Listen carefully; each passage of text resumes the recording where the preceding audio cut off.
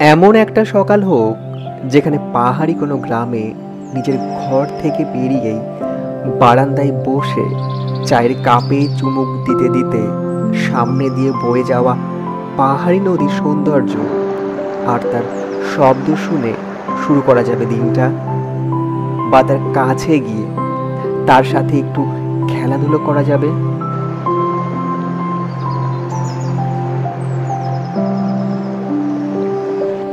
কখনো বা একান্তে বা প্রিয় মানুষটার সঙ্গে কাটানো যাবে অনেকটা সময়। ইচ্ছে হলে পায়ে হেঁটে পাড়ি দেওয়া যাবে বাঁশের সাঁকো, নিচ দিয়ে বয়ে যাবে পাহাড়ি নদী।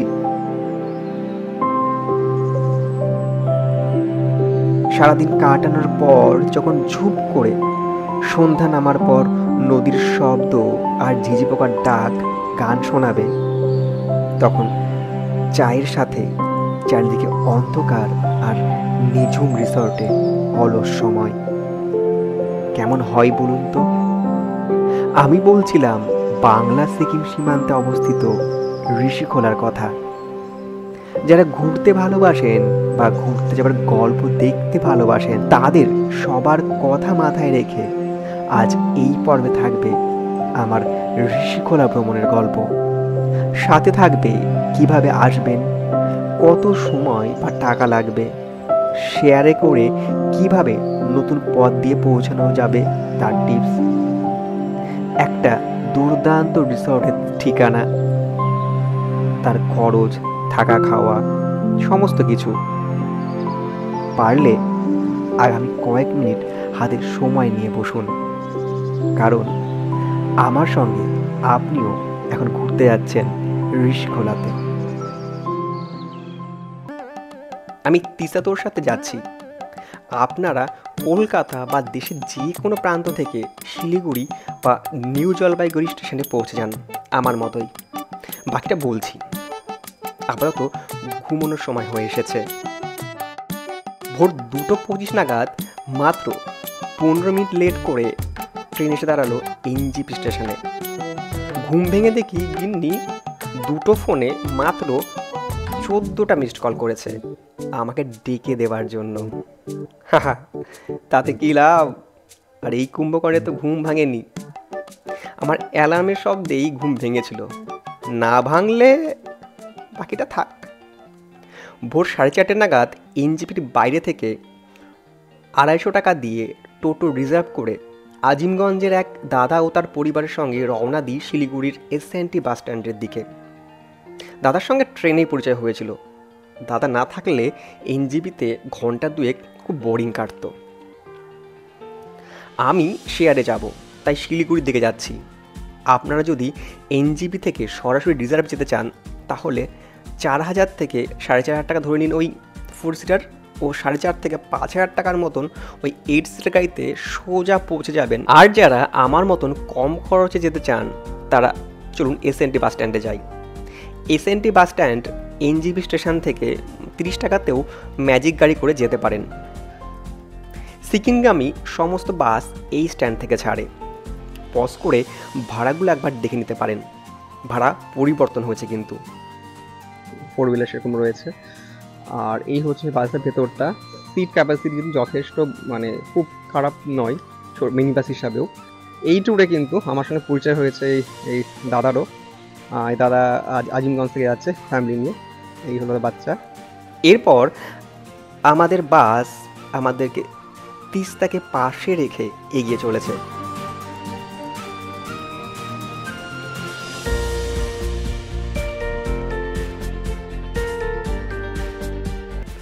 ঘন্টা দুয়েক পর বাস দাঁড়ালো একটি ধাবাতে। ব্রেকফাস্ট সেরে আবারও রওনা হলাম। আমি যাচ্ছি রংপুর রেনক হয়ে। এই রাস্তা দিয়ে সেভাবে খুব কম টুরিস্টই যায়। বেশিরভাগ টুরিস্ট যায় ভায়া কালিম্পং হয়ে। ঘন্টা তিনেক পর রংপুরে নামলাম।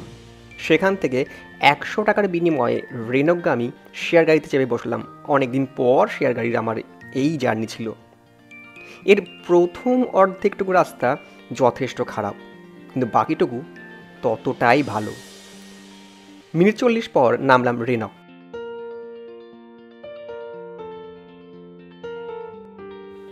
সেখান থেকে 300 টাকার বিনিময়ে একটি 4 সিটার গাড়ি রিজার্ভ করলাম। মিনিট 15 থেকে 20 পর পৌঁছে গেলাম আমার হোমস্টের কাছে।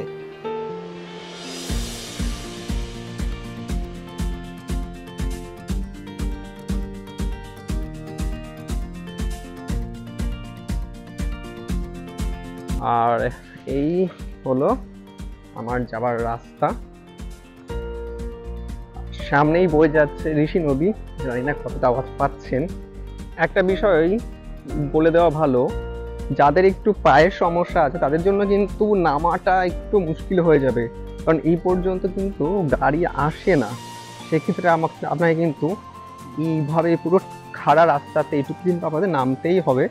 হ্যাঁ, তো যারা মানে বিশেষ করে মানে বয়স্ক মানুষদের ক্ষেত্রে একটু সমস্যা হলেও কিন্তু হতে পারে, সেই জন্য এটা কিন্তু দেখানো। আমি এই ভিডিওটা আমি স্কিপ করলাম না।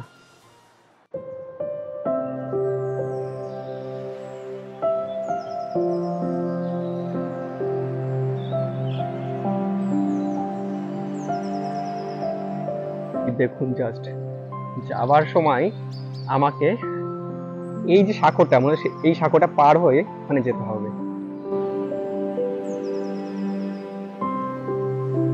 একটা বিষয় সেটা হচ্ছে যে আমি এখন দাঁড়িয়ে যেখানটায়, এটা কিন্তু সিকিমে দাঁড়িয়ে আছি, আর আমার যে কটেজ ওপারটা, নদীর ওপারটাই হচ্ছে কালিম্পং। অর্থাৎ আমি জাস্ট এই ঋষি রিভারটা পার করেই কিন্তু চলে যাব সিকিম থেকে কালিম্পং এ পায়ে হেঁটে, জাস্ট কয়েক মিনিটের মধ্যে।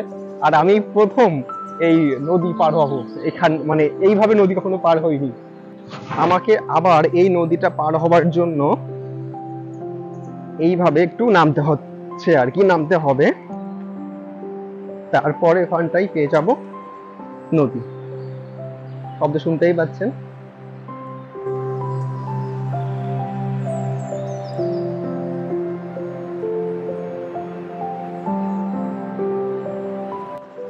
আমাকে এখন এই যে রয়েছে সাঁকোটা বাঁশের, এটাকে পার করতে হবে। চলুন পার করা যাক।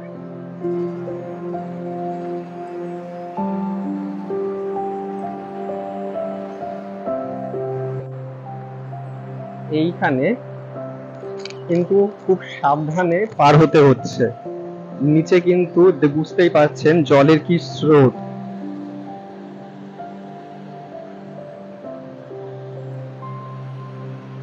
অসম্ভব স্রোত। আর সাঁকোটা কিন্তু একটু কাঁপছে এবং দুলছেও। আমি বেশ সাবধানেই কিন্তু পার হচ্ছি। প্রায় চলে এসেছি, ডেঞ্জার জোন ক্রস করে গেছি। দারুণ ইন্টারেস্টিং, অনেকদিন পর সোলো ট্রাভেলের মজা পাচ্ছি। মিস করছি, আমার মিসেসকে মিস করছি।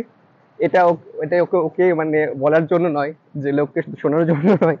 অ্যাকচুয়ালি সোলো ট্রাভেল বন্ধ হয়ে গেছে আজ 2 বছর হতে চললো। যতদিন বিয়ে হয়েছে তারপর থেকে আর সোলো ট্রাভেলের কথা নিই না।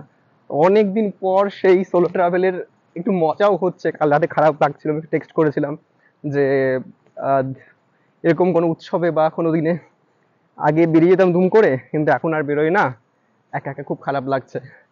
তো এখানে এসে মনটা অনেকটা হালকা হলো, আবার ভালো লাগছে।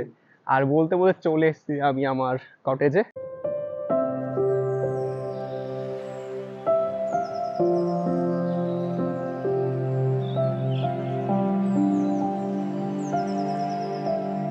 এবার একটু আমাদের হোমস্টে ট্যুরটা একবার দেওয়া যাক, প্লাস আমার রুম ট্যুর। এই একদম পুরো নদীর পাশেই রয়েছে হোমস্টে, আর এদিকটা রয়েছে ডাইনিং স্পেস, ওইদিকটা রয়েছে কিচেন এবং স্টাফদের থাকার জায়গা। ওপরটাতে এই যে দেখছেন এই রুমগুলো, এটা ডিলাক্স রুম, আর এগুলো স্ট্যান্ডার্ড রুম। আমি স্ট্যান্ডার্ড রুমে আছি। যদি সম্ভব হয় আমি একবার ডিলাক্স রুমের ভিউটাও একবার ভেতরে আপনাদের দেখিয়ে দেবো পরবর্তীকালে। আমি আপাতত আমার রুমটা একবার দেখিয়ে দিই যেখানে আমি আছি। আমার রুমটা যাবার জন্য এই উপরে উঠতে হবে। এই হলো আমার রুমে যাবার জায়গা, জাস্ট একবার দেখুন। যদি রুমের বাইরেই এমন একটা ভিউ থাকে আর কি চাই বলুন। আর এই হলো আমার রুম। 9 নম্বর। আর এই হলো আমার রুমের ভেতরটা, একটু অগোছালো হয়ে গেছে অলরেডি, আমি এসে ইউজ করা শুরু করেছি। এইখানে একটা বেড রয়েছে, এখানে একটা বেড রয়েছে, আর এখানে দুজন খুব ভালোভাবে থাকতে পারবে। এখানে একটা ফ্যান রয়েছে, কারণ আমরা 2000 ফুট উচ্চতাতে আছি। এইখানটাতে সাধারণত ফ্যান লাগাটা স্বাভাবিক, যদিও আজকে এই মুহূর্তে লাগছে না, তবে লাগতেও পারে কারো কারো। এখানে একটা ওয়েস্টবিন আছে, এখানে একটা টেবিল রয়েছে, এখানে আমি আমার ব্যাগপত্রগুলো রেখেছি। এখানে একটা আয়না রয়েছে, আর এটা হচ্ছে ওয়াশরুম।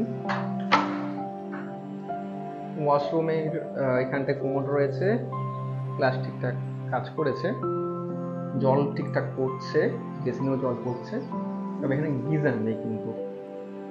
এছাড়াও এখানে একটা লাইট রয়েছে, এখানে একটা লাইট রয়েছে, আর এখানে একটা বোর্ড রয়েছে, এখানটায় দুখানা আপনি একসঙ্গে ডিভাইস চার্জ দিতে পারবেন।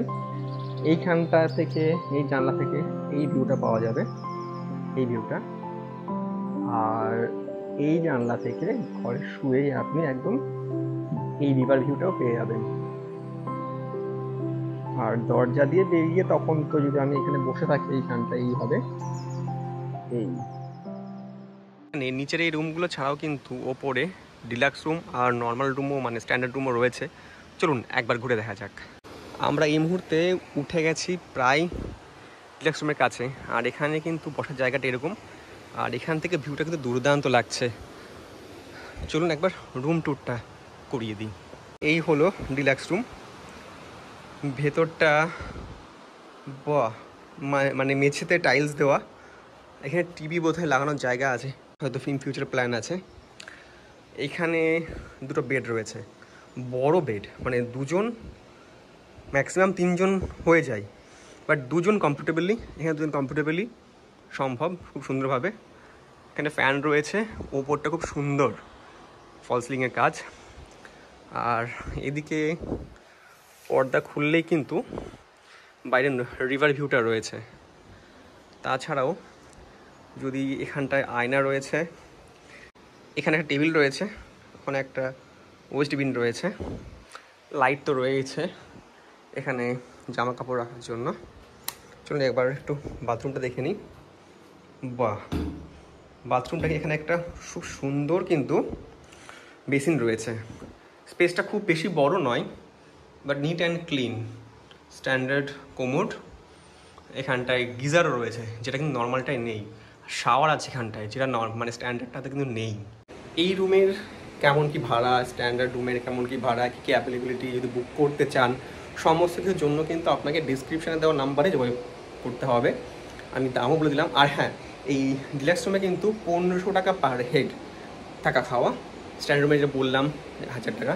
তো বুকিং করার জন্য আপনাকে কন্ট্যাক্ট করতে হবে ডিসক্রিপশান দেওয়া নাম্বারে, সেখানে কন্ট্যাক্ট করে কিন্তু আসতেই পারেন। মানে দুটোই কিন্তু ভালো, বাজেট ফ্রেন্ডলি, যেটা আপনার মনে হবে আসতে পারেন। আমার লাঞ্চ চলে এসছে, আর লাঞ্চে যা যা আছে একবার দেখিয়ে দিই। এখানে আছে সাদা ভাত, ইয়ে কে है শাক আর আলু, আচ্ছা শাক আর আলু, আর স্কোয়াশ আর বাঁধাকপির তরকারি, ডাল আছে, এখানে ডিমের তরকারি, এখানে পাঁপড়, আর এখানটায় আলাদাভাবে ঝুরঝুরু আলু ভাজা, আর ওখানে পেঁয়াজ লঙ্কা। মানে প্রচুর জিনিসপত্র রয়েছে, যেটা সাধারণত দেখা যায় না। সুন্দর না গন্ধ আসছে। রান্না বান্না কিন্তু যথেষ্ট ভালো, মানে ইউজুয়ালি প্রচুর প্রচুর মানে পরিমাণ, আমার জন্য অনেকটাই বেশি। আর সঙ্গে এখানকার যে কোয়ালিটি, সেটা কিন্তু যথেষ্ট যথেষ্ট ভালো।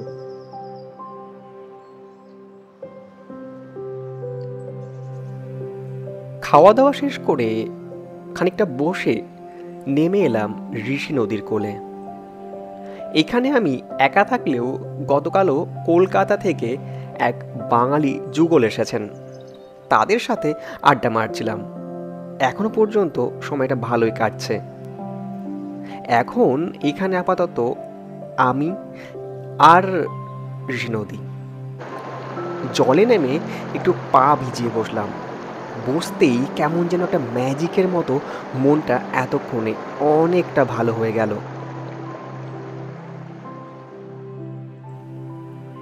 চারিপাশে ফোনের রিং নেই, কোলাহল নেই, কাজের চাপ নেই, সংসারের ঝামেলা নেই। আছি আমি আর নদীর জলের শব্দ, মাঝে মধ্যে পোকা ও পাখির ডাক।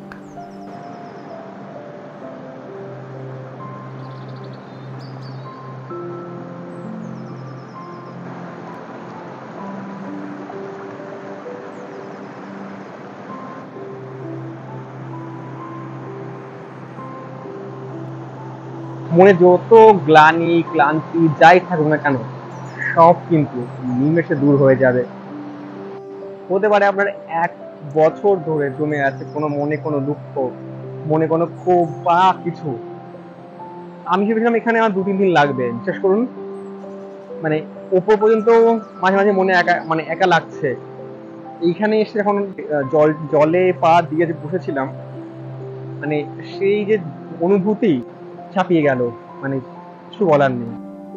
এপারে একটু ঘোরাঘুরির পর এবার বাঁশের সাঁকোটা পার করে আমাদের পাশের পাড়া সিকিম রাজ্যে ঘুরতে যেতে ইচ্ছা করলো। ওপারে রয়েছে আর একটা হোমস্টে। এই সাঁকোটা অদ্ভুত, জানেন, পার হতে একটু ভয় লাগে, আবার পার হবার সময় আর পার হতে ইচ্ছা করে না, মনে হয় দাঁড়িয়ে থাকি আর ঋষ নদীকে দেখে যাই।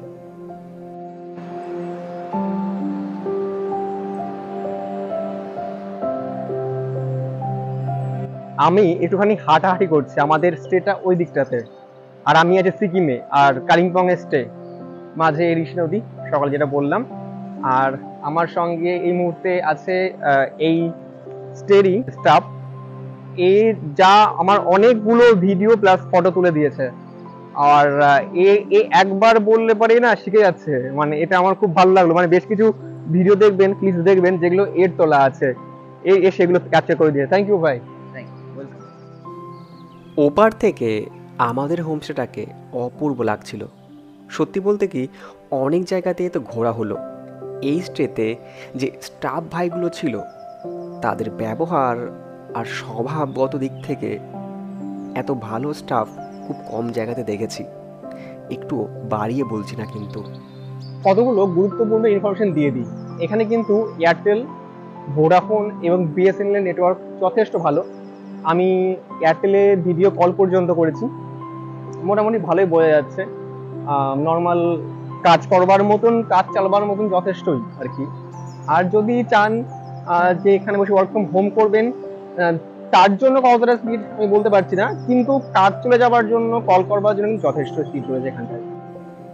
আবারও বেশ খানিকক্ষণ একাকী সময় কাটানোর শেষে আস্তে আস্তে নদীর উপরে দেখলাম আধার নেমে এলো। আমিও ফিরে এলাম আমাদের স্টেতে। অন্ধকারে সম্পূর্ণ অন্য রূপে সেজে উঠেছে আমাদের হোমস্টে, কেমন যেন একটা রোমাঞ্চকর। আর আমার ব্যালকনি থেকে যে মায়াবী আলোতে প্রাকৃতিক ব্যাকগ্রাউন্ড মিউজিক বাজছে তা একবার নিজেই দেখুন।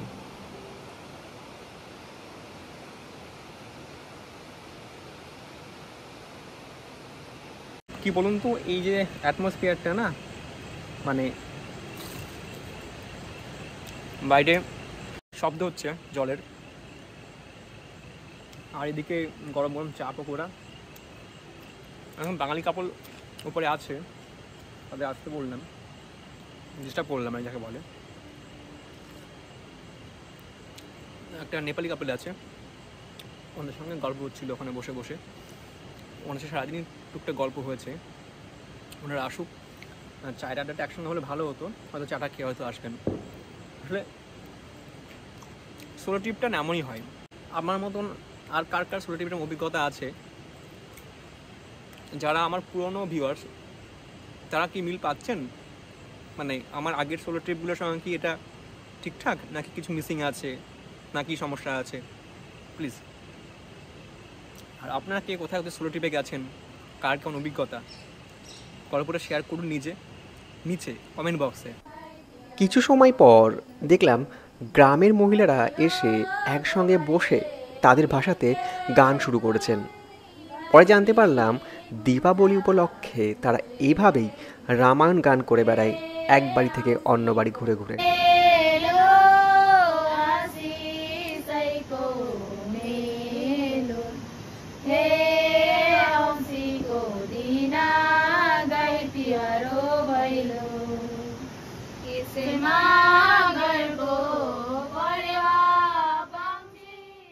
আর এটা হলো আমাদের ডিনার। এখানে ডাল আছে, এখানে আলু ভাজা, ভাত এবং চিকেন। পাতটা পুরো এঁটো হয়ে গেছে, বাট আমি ভুলে গেছিলাম, কখন স্বীকার করছি। ডালটা খুব সুন্দর ছিল, পুরো বাড়ির মতন। চিকেনটাও কিন্তু আমরা অনেক কম মশলা দেওয়া এবং যথেষ্ট ভালো টেস্ট, যথেষ্ট। খাওয়া দাওয়া শেষে রাত প্রায় 11টা পর্যন্ত আবারও অন্ধকারে নদীর ধারে সবাই মিলে আড্ডা মারছিলাম। তারপর যখন একা ঘুমোতে গেছিলাম, মিথ্যে বলবো না, সত্যিই একটু একটু ভয় লাগছিল। কিন্তু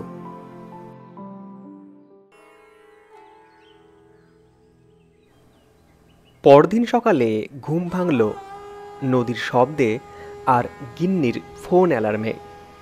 ঘড়িতে তখন সকাল 6:30। আমার ঘর থেকে বেরিয়ে চোখের সামনে এত সুন্দর একটা ছবি। ইস, যদি রোজ এমনটা পেতাম তাহলে হয়তো প্রতিটা দিন অন্যরকম হতো। চায়ের কাপে চুমুক দিতে দিতে তখন এটাই ভাবছিলাম।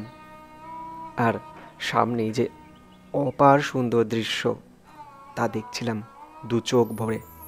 কারণ আজকে আমাকে চলে যেতে হবে এদেরকে সবাইকে ছেড়ে। Good morning. একটা নতুন সকাল শুরু হলো আজকে। আমার অ্যাকচুয়ালি আরও একটা দিন থাকার কথা ছিল, কিন্তু আর মানে একা একা ভালো লাগছে না, সত্যি বলছি। মানে গতকাল দুজন গেস্ট ছিলেন বাঙালি, একটা কাপল, তাদের সঙ্গে সময় কাটাচ্ছিলাম। আজকে তারাও চলে যাবে। পুরো এত বড় একটা কটেজ পুরো ফাঁকা, আর ভাল লাগছে না। দেখি আজকে হয় শিলিগুড়ির দিকে বেরিয়ে যাব, না হলে পারে পাহাড়ে যদি অন্য কোথাও ইচ্ছা হয় বেরিয়ে যাব, না হলে এখান থেকে শিলিগুড়ি, দেন কালকে ট্রেন বাড়ি। এখনো পর্যন্ত মানে ভিডিওটা কেমন লাগলো আপনাদের জানাতে কিন্তু ভুলবেন না। আমি জানি আপনাদের একটা লাইক, একটা সাবস্ক্রাইব মানে করতে 1 টাকাও হয়তো ইউটিউব আপনাকে চার্জ করে না, বাট সেটা আমাদের কাছে অনেক কিছু। প্লিজ যদি করেন তাহলে আমরা আপনাদের থেকে অনেকটা অনুপ্রাণিত হই, কাজ করতে আরো ভালো লাগে, এই ধরনের কন্টেন্ট করতে ভালো লাগে, সাহায্য হয় সব রকম। মনে তো প্রশ্ন আসতে পারে যে এখানে কোন সময়টা আসা যায়। আমার মতে বা যেটা আর কি আমি জানি সেটা হচ্ছে যে এই জায়গাটা কিন্তু অতটা উচ্চতা নয়, 2000 ফুট উচ্চতায় মাত্র আমরা আছি। আর এইখানটাতে কিন্তু আপনি গরমকালে এলে একটু গরম পাবেন, যে সেই ঠান্ডার ব্যাপারটা সেটা কিন্তু পাবেন না। খেয়াল করে দেখবেন, কাল সারাদিন কিন্তু আমি নর্মাল শার্ট পরেছিলাম, আজ সকালে কিন্তু আমি এই মানে শীতের পোশাকটা পরেছি। এটা না পরলেও যে খুব একটা অসুবিধা তা নয়, মানে আমাদের ওইখানটায় শীত ঢুকছে ঢুকছে যেমন হয়, ওরকম ঠান্ডা এই মুহূর্তে হয়। মানে সেটা কোন সময়, মানে অক্টোবর থেকে ধরুন ফেব্রুয়ারি, এই সময়টা কিন্তু এইখানে আসবার জন্য বেস্ট টাইম। গরমের সময় কিন্তু এইখানটাতে তুলনামূলক ভালো গরম থাকে। তো আপনি সারা বছর আসতেই পারেন, সেই বিষয়ে কোনো সন্দেহ মানে কথা নেই, তবে বাকিটা আপনাদের উপরে। এবার আসি সেই প্রশ্নের উত্তরে, যে এই ট্যুরটা কেন প্রয়োজন ছিল।